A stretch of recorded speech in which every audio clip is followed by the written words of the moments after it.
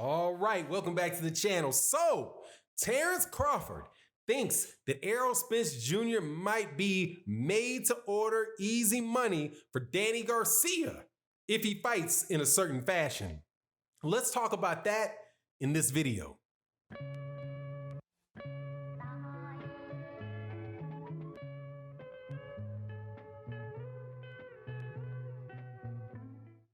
All right, welcome back to the channel. Terence Bud Crawford, and you know I do this every video, my number one, pound for pound fighter in the world, and the number 2, welterweight in the world behind Errol Spence Jr., has something to say about the upcoming fight or the next scheduled fight or planned fight for Errol Spence Jr., which would take place between Errol Spence Jr., and Danny Garcia, who is a former 140-pound kingpin, a former WBC welterweight champion, and current number one ranked contender and mandatory challenger for Errol Spence Jr. Now, before I get into that though, and what Bud Crawford had to say, because this dude is the same. Like sometimes when I listen to these fighters say some things, and I realize, hold on, man, you ain't too bad at this, because this is exactly what you said. Right? Terence Crawford said exactly what I said about this fight. Before I do that though, I gotta say thank you though for continuing to watch these boxing videos. I know that there's a lot of stuff going on in the real world. Boxing is the real world too, but there's a lot of things going on that you know about with the virus, with people up and people out upset about a lot of things that are rightfully upset about a lot of things going on in the world. So for you to take your time and watch this video and chop it up with about boxing with me, I thank you so much. And also thank you to everybody that supports on the Patreon and everybody that supports in the live streams and as a channel member. Thank you guys for everything that you do. You are every bit as valuable to this channel as I am putting videos up. That's how much I appreciate what you guys do and your support. Thank you very much. Now on to Terence Bud Crawford. So he says, this is the gist of what he says. Errol Spence Jr., if Errol Spence Jr. fights fights Danny Garcia the same way that Errol Spence Jr. fought Shawn Porter, then Errol Spence Jr. is tailor-made for Danny Garcia.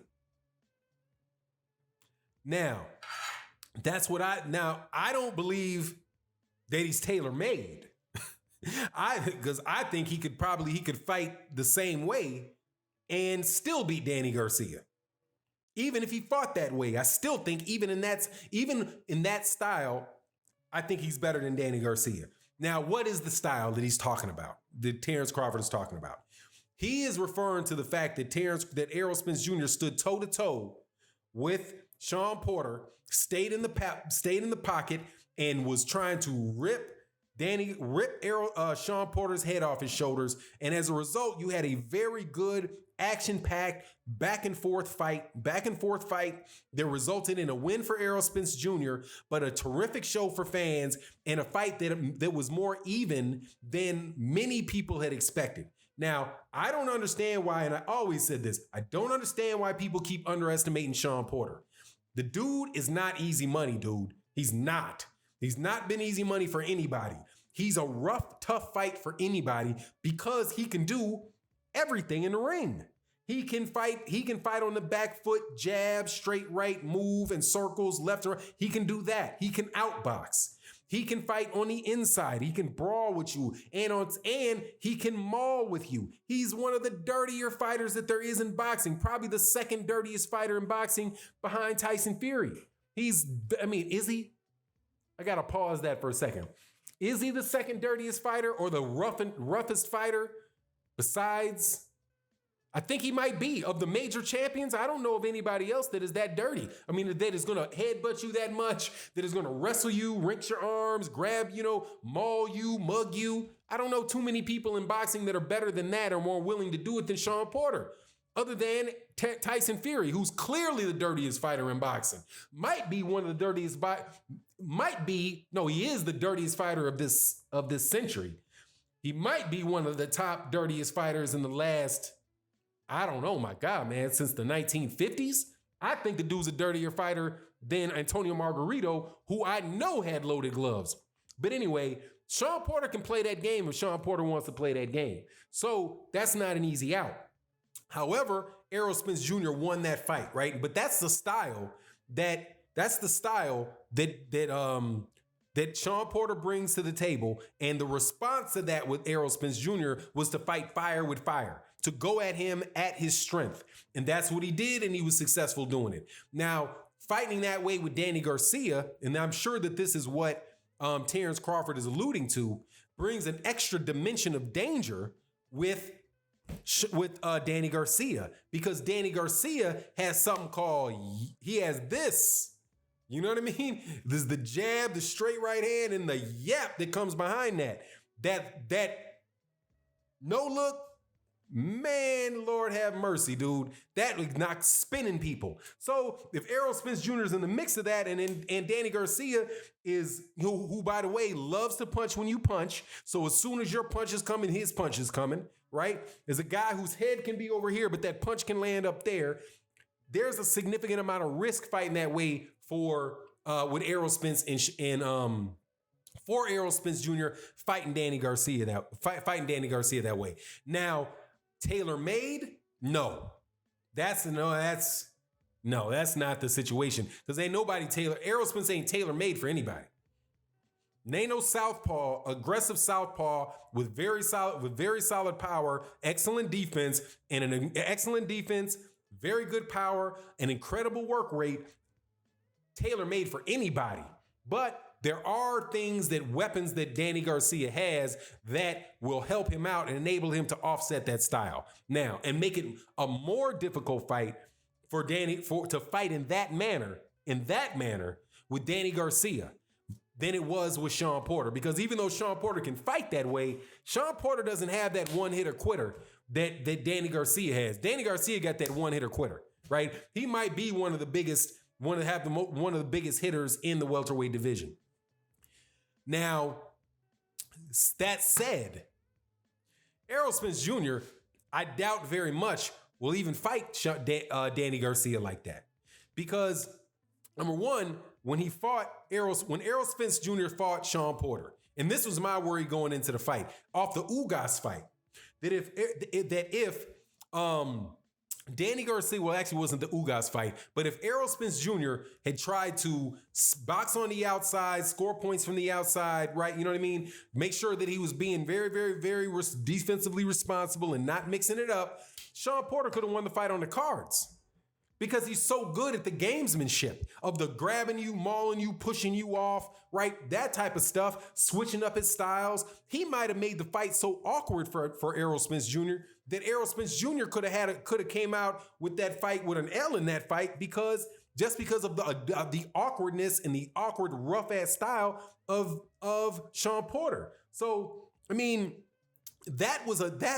even though I knew Errol Spence Jr. was going to go in that way against Shawn Porter, I was still in the back of my mind worried that if he didn't go in that way, then he could just get gamesmanship out of a win, or just something crazy could have popped off if Errol didn't push the fight.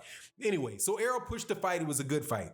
Now, Danny Garcia on the other side of it, I think that Errol Spence Jr. can just walk and beat him in a boxing match without much difficulty. Without much difficulty at all. Just jab, straight left hand, jab, straight left hand, circle.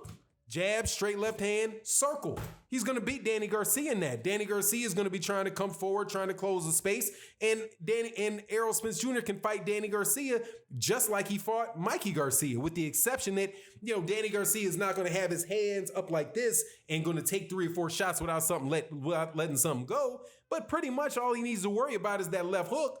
And since he's a southpaw, the left hook is a little bit further away from its target, right, than it would be.